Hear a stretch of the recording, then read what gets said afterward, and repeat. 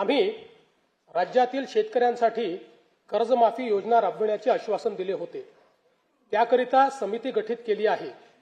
राज्यातील 30 सप्टेंबर 2025 रोजी पीक कर्ज थकीत असणाऱ्या पात्र शेतकऱ्यांना 2 लाख रुपयापर्यंत कर्जमाफी देणारी पुण्यश्लोक अहिल्यादेवी होळकर शेतकरी कर्जमाफी योजना मी आज जाहीर करीत आहे।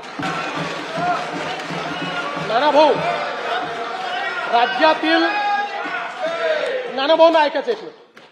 राज्यातील 30 सप्टेंबर 2025 रोजी पीक कर्ज थकीत असणाऱ्या पात्र शेतकऱ्यांना 2 लाख रुपयापर्यंत कर्जमाफी देणारी पुण्यश्लोक अहिल्यादेवी होळकर शेतकरी कर्जमाफी योजना मी आज जाहीर करत आहे। जे शेतकरी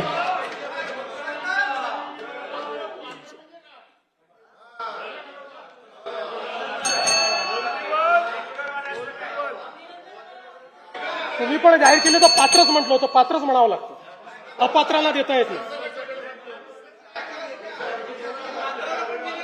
ऐका पुढे, अजून संपलं नाहीये।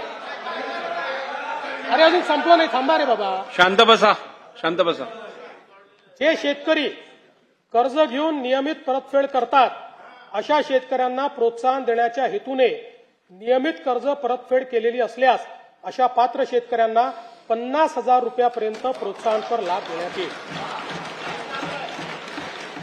कर्जमाफी तसेच प्रोत्साहनपर लाभ देण्याबरोबर कोकणाला हे जास्त महत्वाचं आहे, कारण कोकणातले लोक सगळे कर्ज परत करतात।